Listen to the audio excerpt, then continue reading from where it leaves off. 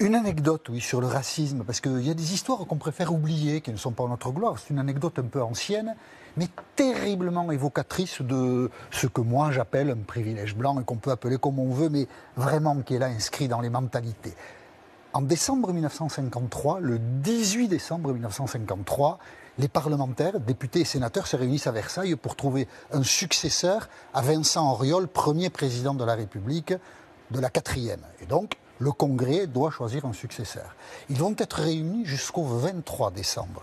13 tours de scrutin pour distinguer au bout du bout quelqu'un que même sa concierge n'aurait pas imaginé président de la République, René Coty, sénateur de Seine inférieure, un gentil garçon, mais enfin qui se trouve tout à coup promu à un rôle auquel lui-même n'aurait pas rêvé.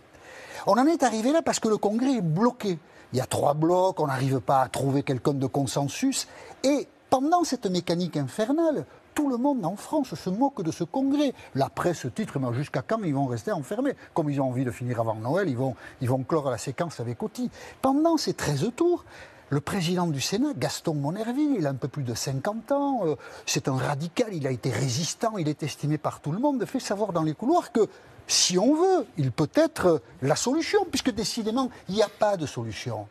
Et il se rend compte que personne, alors il connaît son monde de parlementaire, lui, personne ne répond à sa sollicitation.